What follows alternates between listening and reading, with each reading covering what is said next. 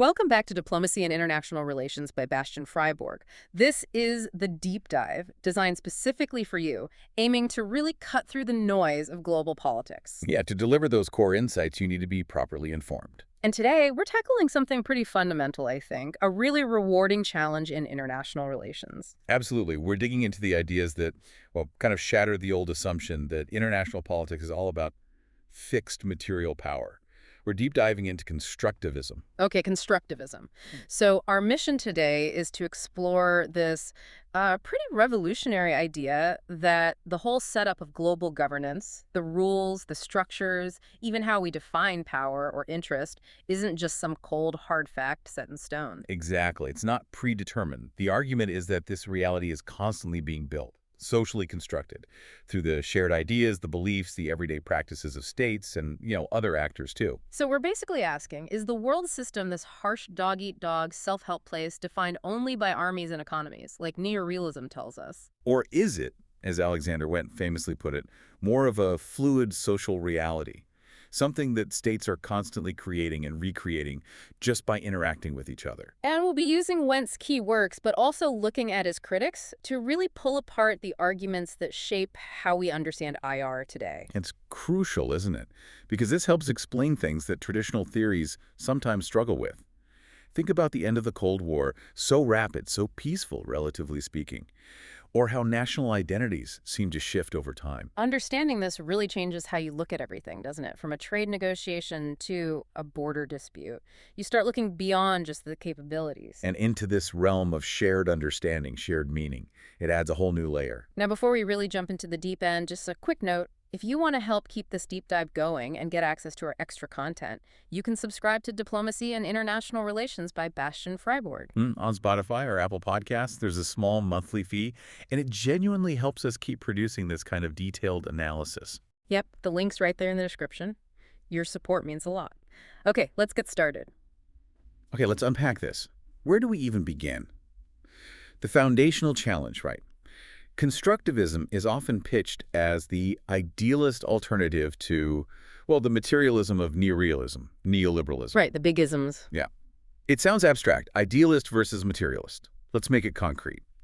What does it actually mean to switch from thinking about the world as fundamentally material to thinking about it as fundamentally based on ideas? Okay, so we have to start with ontology. That's the philosophical term for, what exists, what's the world fundamentally made of. Right. So traditional theories, what we sometimes call rationalist theories, they really start with material forces, things you can count, measure, locate. Military hardware, GDP figures, oil reserves, the sheer distribution of power across the map. Which seems logical. I mean, tanks and money are definitely real things. They have effects. They absolutely are real, and they do have effects. But constructivism argues they're maybe the wrong starting point if you want to explain social life, like international politics. Okay. Constructivism takes an idealist approach. It argues that the deep structure of society, the underlying logic, is actually constituted by ideas, shared knowledge, norms, culture, beliefs, rather than just those brute physical facts. So the physical stuff exists, but it's sort of inert until we give it meaning. Precisely. Material facts exist, but they don't dictate their own meaning. We give them meaning through our shared understanding. The U.S. military example from our sources is perfect here, I think. It really clarifies it. Let's take, arguably the most powerful material force on the planet. The U.S. military, absolutely. Yeah. It's got immense capability, ships, planes, nukes. Yeah. That physical distribution of force, the material fact, it's just there. But the crucial question is, what does that power mean? Yeah, because if you're a military planner sitting in Ottawa, that U.S. aircraft carrier offshore means something completely different than if you're sitting in Havana. Exactly. To Canada, that material force signifies security, alliance, partnership. To a historically communist Cuba, it's traditionally meant threat, coercion, the possibility of invasion. Same ships, same planes, same material facts. The guns are identical in both scenarios. But the meaning of that capability, and therefore its actual power in the relationship, is constructed by the social relationship that already exists, by the shared ideas or the lack of them between those states. Okay, but hang on. If I'm playing devil's advocate, A hardline neorealist might say, well, Canada's just being naive. The potential threat of that U.S. military power is still objectively there, whatever Canada thinks. They'd say ideas are just a thin layer over a fixed reality of threat. How does constructivism counter that? That's a common critique. Hmm. The constructivist response is that the realist is making a bit of a logical leap. They're confusing a potential threat with a constituted threat. Ah, okay. Yes, the material forces could be threatening, but their actual political effect, whether they function as a source of fear or a source of security, depends entirely on the shared history, the shared practices, the shared ideas between the actors. So if the U.S. and Canada have this long history of cooperation, shared democratic values, a security community. Then that U.S. military power is, in practice, constituted as benign in that relationship. The material fact itself, the physical capability, explains relatively little about the actual dynamic until it's filtered through this lens of shared ideas and identity. The meaning is key. This leads us straight into how interests and power themselves are constructed. Traditional IR often assumes interests like survival or maximizing power are just fixed, inherent properties of states. But if constructivism is right, interests must also be ideas. They're fundamentally ideas, yes, or rather beliefs based on ideas. Mm. Wundt argues that the meaning and the explanatory force of material capabilities, which is Waltz's key variable in neorealism, are actually constituted by the distribution of interests in the system. Okay, so power's meaning depends on interests. But then where do the interests come from? That's the next logical step. Exactly. And the constructivist answer takes that further step back. It asserts that interests themselves are ideas. How so? Survival seems pretty material. Well, a state has basic material needs, sure, like the biological need for security, for resources. But how a state decides to pursue that security, that's the interest, and that's an idea. It's a culturally shaped belief about the best way to meet that need. So does a state believe security comes from constantly arming itself and balancing against rivals? That's the classic self-help realist idea. Or does it believe security comes from building trust, creating international institutions, forming collective security arrangements? That's a liberal or constructivist idea about how to achieve the same goal. The goal, survival, might be constant, but the path chosen, the interest, is defined by these shared concepts and beliefs. Precisely. The difference isn't material, it's ideational. Which means ideas become the necessary starting point for any deep analysis, because the ultimate effect of material power is always shaped by these culturally constituted ideas about interests. If you just assume interests are fixed and selfish, you miss the whole social process of how they got that way. Now, what about the pushback that this sounds a bit extreme, like the physical world doesn't matter at all? Wundt seems aware of this, right? He talks about rump materialism. He does, and it's a really important nuance to grasp. He's not a radical idealist saying only ideas exist. He accepts what he calls rump materialism. Rump materialism. Okay. It's an acknowledgement that, yes, brute material forces exist, and they have their own inherent causal powers. Right. We're talking about things like the basic physical environment, geography, human biological needs, technology. Things that are undeniably real and have effects regardless of what we think about them. A tsunami hits whether you believe in tsunamis or not. Exactly. A nuclear bomb has a physical effect. But, and this is the crucial qualifier, Wundt argues that once you properly separate ideas and material forces for analysis, those material forces actually explain relatively little about social life on their own. Because their political effect is always mediated, interpreted through ideas. Always. The existence of a nuclear bomb is a material fact. But its political significance, is it a deterrent, a threat, a status symbol? Depends entirely on who owns it, who it's aimed at, and the relationship between them. Is it owned by a friend, an enemy, a rival? That meaning is social, not physical. So why even bother acknowledging this rump materialism if ideas are so dominant in explaining social outcomes? Well, it does two key things. First, it avoids philosophical problems, the absurdity of denying the physical world. Second, and perhaps more importantly for the theory, it allows constructivism to remain compatible with scientific realism in its epistemology. Ah, right. Ontology, what the world is made of, versus epistemology, how we can know or study it. Exactly. Scientific realism is the belief that we can gain progressively better, more accurate knowledge about the world, even about things we can't directly see or touch, like social structures or shared beliefs, things like the state, sovereignty, trust. These are real concepts with real effects, even if they're not physical objects. Right, they are social kinds.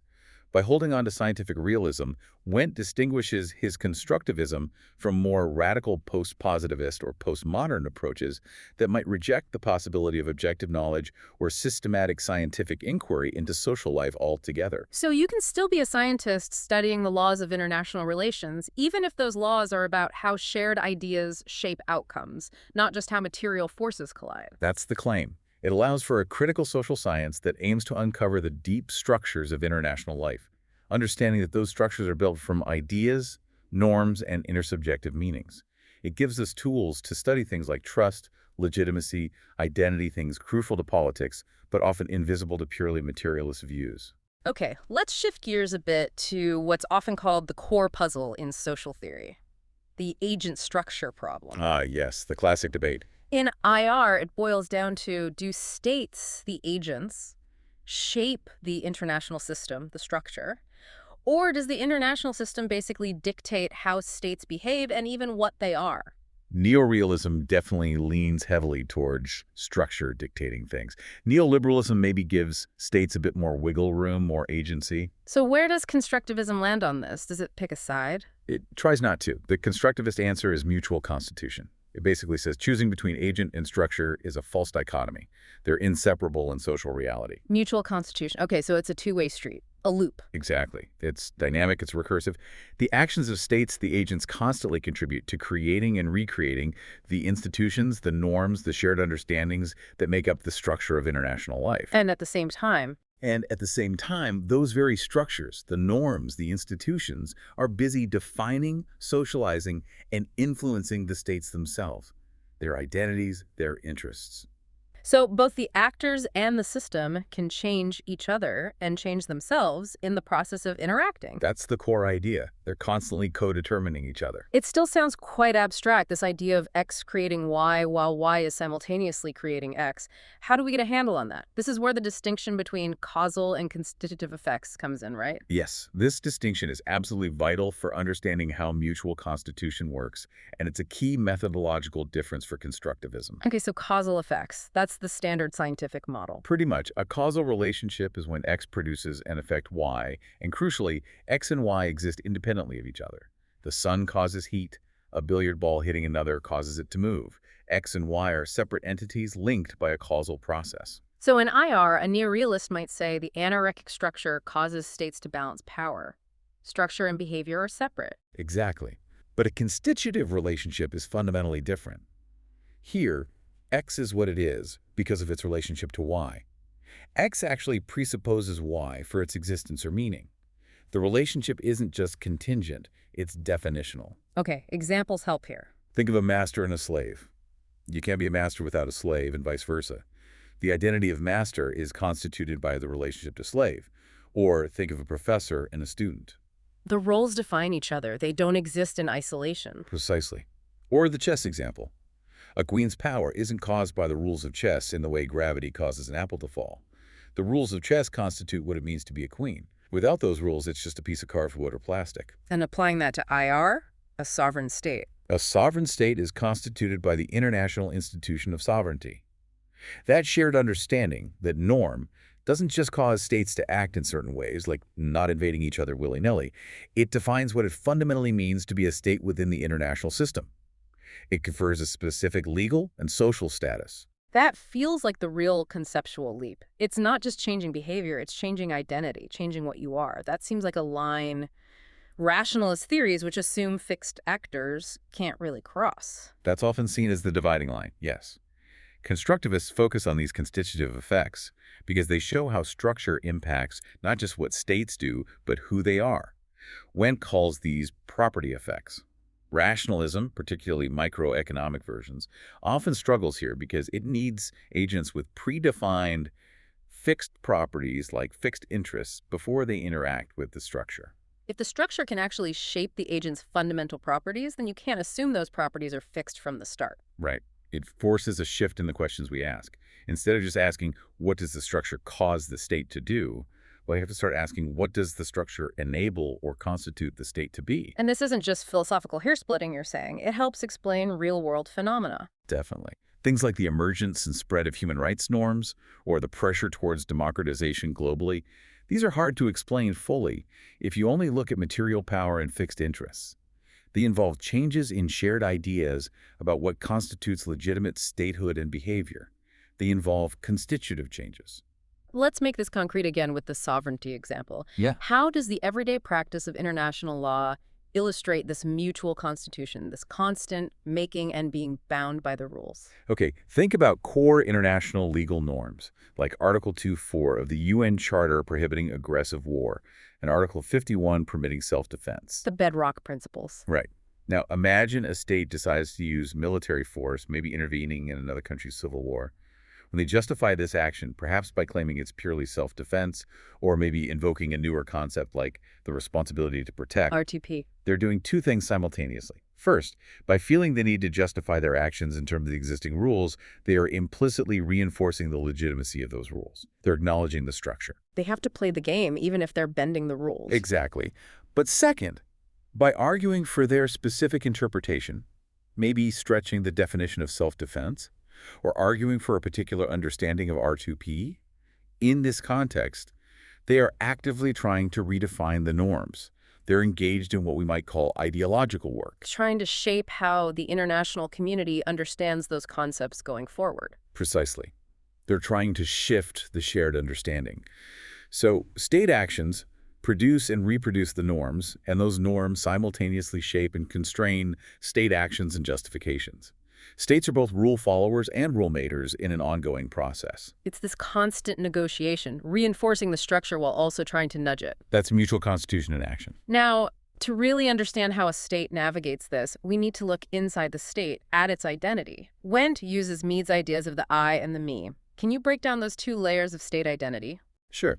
The first layer is what Wendt calls corporate identity. Think of this as the state's intrinsic sense of self, its basic self-organizing quality. It includes its physical basis, territory, population, its internal political structures, its historical memory, its fundamental drive for survival and autonomy. This is the state as a distinct entity, its basic platform. Relatively independent of others? Relatively, yes. It's the state's individuality, its I. A state could, theoretically, possess this even in total isolation. Okay, and the second layer? The second layer is social identity. This corresponds more to Mead's me. These are the meanings a state attributes to itself, but crucially, by taking the perspective of others. These are roles played in relation to other actors. Like being a friend, an enemy, a rival, a hegemon, a developing nation, a rogue state. Exactly. These identities only exist within a social context. Through interaction and recognition by others, you can't be a friend all by yourself. So these social identities are constantly being performed, negotiated, redefined through diplomacy and interaction. Continuously. And they're deeply constitutive. A state likely has one core corporate identity, but it can hold multiple social identities at the same time. Perhaps it's a friend to one neighbor, a rival to another. And here's the kicker, right? The state's interests are heavily shaped by these social identities. That's the crucial link. Interests aren't just derived from the corporate need for survival. They depend significantly on the social roles the state adopts or is assigned. So if a state adopts a collective social identity with another state, sees itself as part of a we, its interests change. Absolutely. If state A comes to identify with state B, seeing state B's security as integral to its own, then state A's definition of self-interest expands. An attack on B might be perceived as an attack on A. Security becomes a collective concern, not purely egoistic. Think of NATO's Article 5. That fundamentally alters the calculation of interests compared to a purely self-help view. The interests flow from the shared social identity. Exactly. Who you think you are in relation to others shapes what you want. Okay, this leads us directly to probably the most famous constructivist phrase. Anarchy is what states make of it. Wendt's classic article title, yeah. Yeah. Is a direct shot across the bow of neorealism. Because neorealism insists that anarchy, the lack of a world government, is this fixed, harsh condition that automatically forces states into competitive self-help behavior. Power politics is inevitable. Right. Constructivists actually agree on the starting point. Yeah. Anarchy is the formal condition of the international system. There's no 911 to call. They accept the anarchy problematique. Right. But, they argue, the meaning and consequences of anarchy are not fixed. They depend entirely on the shared ideas, the shared knowledge, the social relationships that states build within that anarchic framework. The cultural content of anarchy varies enormously. So anarchy itself is just an empty vessel, and what matters is the kind of social liquid, the shared beliefs and practices that states pour into it. That's a good analogy. The nature of the system, its constraints, its opportunities, depends on the dominant discursive social practices, as Wendt puts it. The ways states talk about and act towards each other, which reproduce or transform how they see themselves and others. And Wen identifies three main cultures that can fill this anarchic vessel, right? Ranging from pure conflict to deep cooperation. Yes, a spectrum of possibilities based on the prevailing shared knowledge. Let's start at the nasty end. The Hobbesian culture. What does that look like? This is anarchy at its worst. It's a culture of enemies. Actors fundamentally view each other with deep suspicion and hostile intent. They engage in what Wendt calls deep revisionism. They don't just distrust each other, they may actively seek to eliminate the other, to destroy their existence, life, or liberty. So violence isn't just possible, it's expected. And potentially unlimited. Exactly. In a pure Hobbesian culture, violence has no internal limits based on shared norms. The only limits are practical ones: insufficient power, geographical distance, sheer exhaustion. It really is a war of all against all logic. This sounds like the neorealist world. But if Wendt says the world is socially constructed, why would such a horrible system persist? Surely states would want to change it. Because it can become a powerful self-fulfilling prophecy. If states believe they're in a Hobbesian world and act accordingly, building up arms, launching preemptive attacks, treating others as enemies, then their actions confirm that belief for everyone else, So others react defensively, aggressively. which then confirms the first state's initial belief.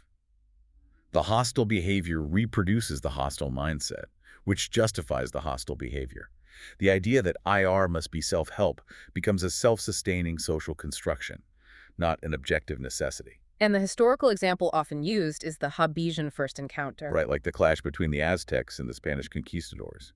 When Cortés arrived, Montezuma and the Aztecs had no prior interaction, no shared understanding or conceptual framework for who these strangers were. They literally couldn't place them in their social world. Exactly. Leading to disastrous misinterpretations like possibly thinking they were gods, which contributed to the collapse of their empire.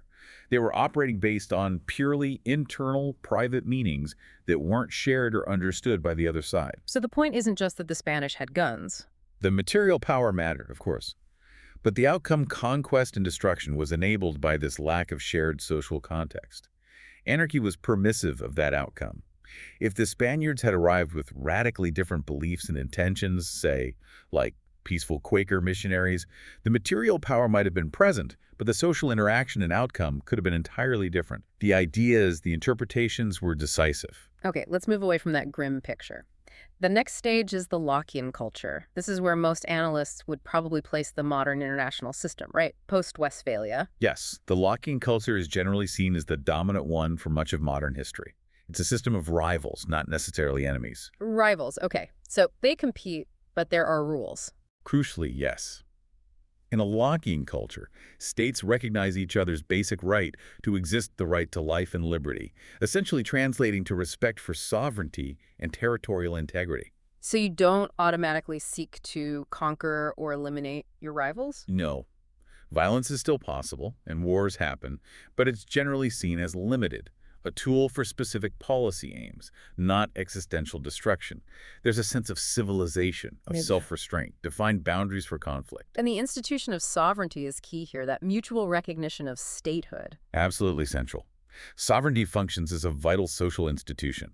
It allows states to make reasonably reliable guesses about each other's intentions, specifically that they are likely status quo actors regarding existence, not inherently revisionist without needing to read minds. It creates a baseline expectation of non-interference, which reduces the worst-case security dilemma fears. It helps moderate them, yes. Yeah. It's a critical step away from the pure kill or be killed logic of the Hobbesian world.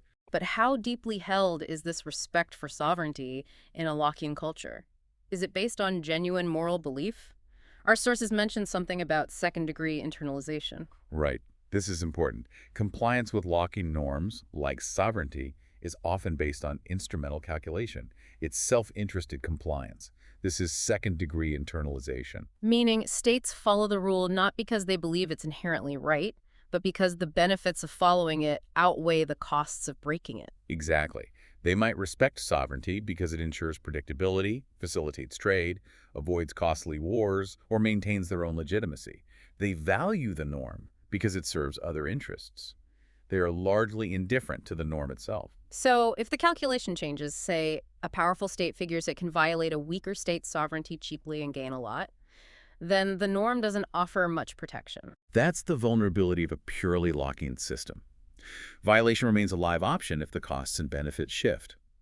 Compliance is contingent on self-interest. It's like paying taxes. Most do it because the consequences of not paying are worse, not out of deep love for the tax system itself. So a locking culture offers stability, but it's potentially fragile. It relies on calculations remaining favorable. Precisely.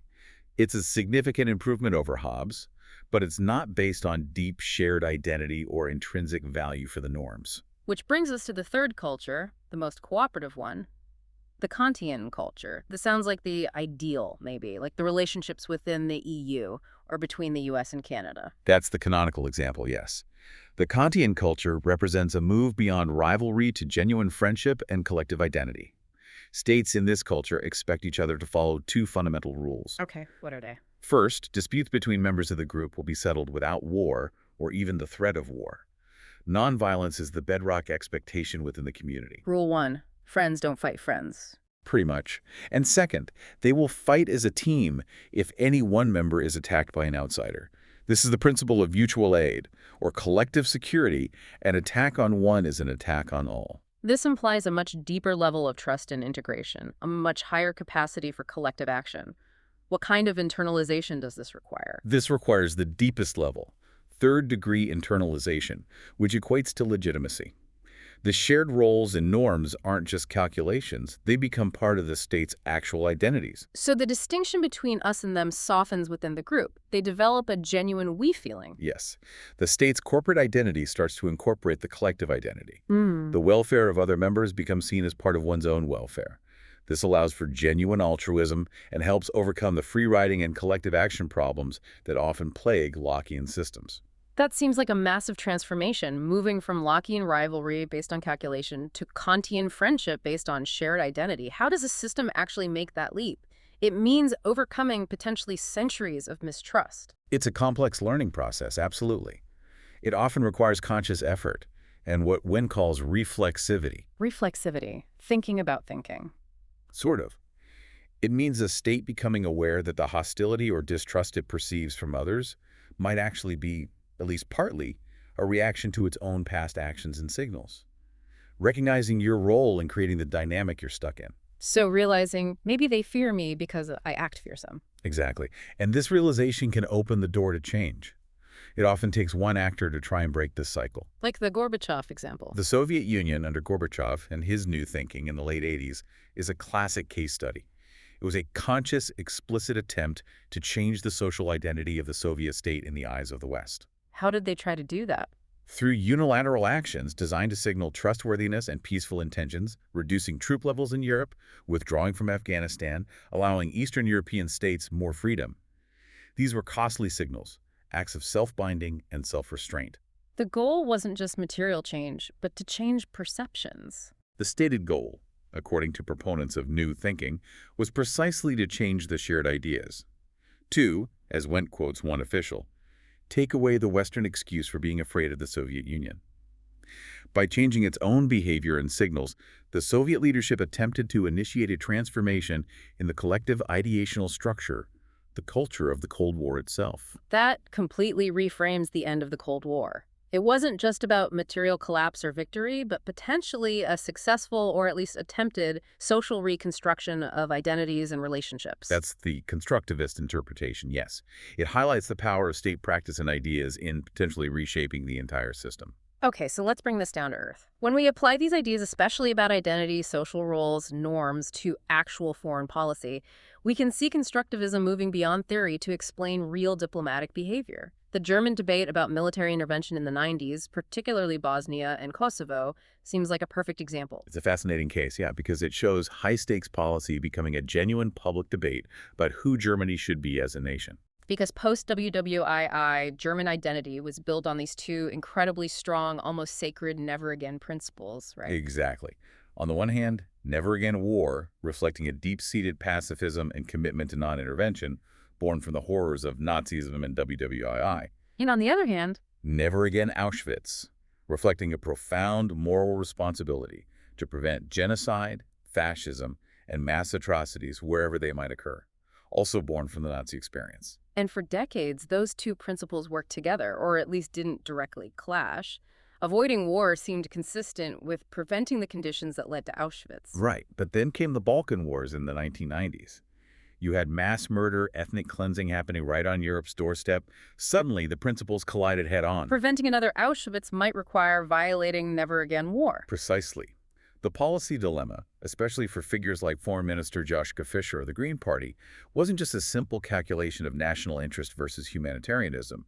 It was a deep normative contradiction at the very core of German identity. So the debate wasn't just about strategy, it was about the soul of the nation. In many ways, yes. Should Germany stick to its pacifist principles above all else, even if it meant standing by while atrocities occurred? Or did the responsibility to act against genocide override the commitment to non-intervention? The German self had to choose between two fundamental, historically rooted obligations. So policymaking became an exercise in redefining identity. Actively articulating and redefining that identity to justify a course of action. They had to argue about what it meant to be German in this new, challenging context. And how did they resolve it politically? How did they justify intervention? Well, Fischer and others crafted a powerful narrative. They argued that German military participation in NATO's intervention wasn't about waging war in the old sense. Instead, they framed it as an action necessary to stop war, to prevent mass murder, drawing parallels to the Allied liberation of Germany from Nazism in 1945. So intervention became framed as consistent with ending fascism, making the Never Again Auschwitz principle the primary one in this specific extreme circumstance. Exactly. They essentially redefined the military action as a form of liberation, aligning it with the core anti-fascist element of post-war German identity. It shows identity isn't static. It's a social construct that gets actively debated, negotiated, and reconstructed, especially during crises. Okay, let's shift focus now to international organizations, IOs like the UN, the World Bank, the IMF. Constructivism offers a pretty different view of these compared to traditional theories, right? Very different. The traditional, often realist or neoliberal institutionalist view, sometimes called the pluralist view, tends to see IOs as basically tools or arenas. They're mechanisms that states, particularly powerful states, use to pursue their interests. Like a hammer doesn't do much on its own. Right. Constructivists, drawing on sociological insights, argue that IOs are much more than that. They are autonomous actors in their own right. They have their own cultures, their own agendas, their own sources of power and influence. Well, wait, states create these IOs. How do they become autonomous from their creators? The autonomy emerges as a constitutive effect of bureaucracy itself. Think about Max Weber's classic analysis of bureaucracy. IOs develop their own internal institutional cultures, specialized expertise, formal rules, standard operating procedures, informal norms. Like the distinct culture of bureaucrats in Brussels, or the specific economic mindset often found at the World Bank or IMF. Exactly. This internal social structure gives them a degree of independence from the day-to-day whims of member states. They develop their own ways of seeing the world, their own priorities. And this autonomy gives them actual power to shape world events. Yes, particularly the power to define reality. This is crucial. IOs don't just respond to global problems. They actively classify, categorize, and define what counts as a problem and how it should be understood. Examples. The World Bank defines what constitutes development and measures poverty. The UNHCR defines who legally qualifies as a refugee and under what conditions repatriation is safe. The IMF defines financial stability and prescribes remedies for crises. This power to define and classify is a core constitutive power. And once an IO defines the reality, say, labeling a country as having a governance deficit or identifying a situation as a complex humanitarian emergency, that definition legitimizes certain actions. It absolutely empowers intervention. Defining corruption as a security issue or human rights abuses as threats to international peace creates new justifications for IOs, like the UN Security Council, to intervene in the domestic affairs of states, sometimes overriding traditional sovereignty concerns, especially in weaker states. But this power, this internal culture and way of defining things, can also backfire. The sources talk about IO pathologies. Yes, the very things that give IOs autonomy and power, their rules, their expertise, their standardized approaches, can also lead to dysfunction or negative consequences. Bureaucracies can become rigid, self-serving, or disconnected from reality. What are some examples of these pathologies in practice? Look, one key issue is standardized knowledge. Hmm. IOs often develop one-size-fits-all solutions based on their internal expertise and apply them everywhere. The IMF's response to the Asian financial crisis in the late 90s is often cited. They prescribed austerity and high interest rates. Yes, the standard package used for crises, often caused by government overspending. But in many Asian countries, the crisis stemmed from private sector debt and weak financial regulation. Applying the standard IMF formula arguably ignored the specific local causes and might have even worsened the downturn in some cases. The institution's favorite idea didn't fit the reality. Another pathology mentioned is professional insulation. Right, IOs often become dominated by specific professional groups, economists at the World Bank and IMF, lawyers at international courts, maybe diplomats at the UN. This concentration can create an organizational echo chamber, a worldview insulated from local contexts and alternative perspectives. So development projects designed solely by economists might completely miss crucial social or political factors on the ground. Leading to failures, yes, because the institution lacks the diversity of expertise. Anthropologists, sociologists, local area specialists needed to understand the complex reality it's trying to influence. It applies its own professional logic, which might be inappropriate. And a final example was about symbolic mandates. This refers to IOs, sometimes prioritizing activities that symbolize success according to their mandate, even if those activities aren't substantively effective or might even be counterproductive. Like the focus on holding elections quickly in post-conflict situations. Exactly. Elections are a clear, measurable benchmark, a symbol of democratic transition and mission accomplishment for the UN or other intervening bodies. So, officials might push for elections, say, in Bosnia after the war, even if the conditions aren't right, ethnic tensions are high, and the parties running are still highly nationalistic. And the result might be that the election actually cements the very divisions the intervention was supposed to overcome. That was the critique in the Bosnian case. The early elections arguably legitimized ethnically segregated entities because holding the election itself became the bureaucratic priority, the symbol of success, regardless of the political outcome on the ground. So, looking at these applications, the German identity debate, the way IOs function, what's the big critical takeaway that constructivism offers for people trying to understand or even practice international relations? I think the critical insight is really twofold. First, it pushes for policies that are much more context-sensitive, more aware of local norms and identities, less reliant on standardized top-down solutions. Okay, that makes sense. And Second, and maybe more profoundly, by showing us how fundamental concepts, refugee, development, security, sovereignty, even war, are socially constructed, it forces us to be critical about those definitions. We have to ask, whose definition is being used? Whose interests do that definition serve? How does the way we define a problem shape the solutions we consider possible? it reveals the power inherent in the act of defining and how those definitions can sometimes legitimize policies that are restrictive, discriminatory, or just don't work, often masking deeper power imbalances or structural issues. Exactly. It encourages a more critical and self-aware approach to global governance. Mm. Hashtag tag outro. Well, that brings us to the end of this really quite intensive deep dive into constructivism. It feels like the central takeaway is pretty powerful, doesn't it? That international politics isn't just this predetermined game of material chess played by unchanging, selfish actors. No, it's much more dynamic. It's this constantly evolving social reality. And it's defined by the roles states play, the norms they follow or contest, and crucially, the shared ideas they collectively build up over time. We're sort of trapped by the rules of the game. But we're also constantly rewriting those rules through every diplomatic statement, every treaty negotiation, every argument over the meaning of a word like aggression or humanitarian. And if we loop back to those three cultures of anarchy, Habitian, Lockean, Kantian, it seems like maybe, just maybe, the international system, especially with all its institutions and communication, has started to develop a kind of collective awareness of its own workings, an emerging sense of an international public sphere. That's certainly a hopeful reading some constructivists might propose. A second-order awareness that the system itself is a product of our collective beliefs and practices.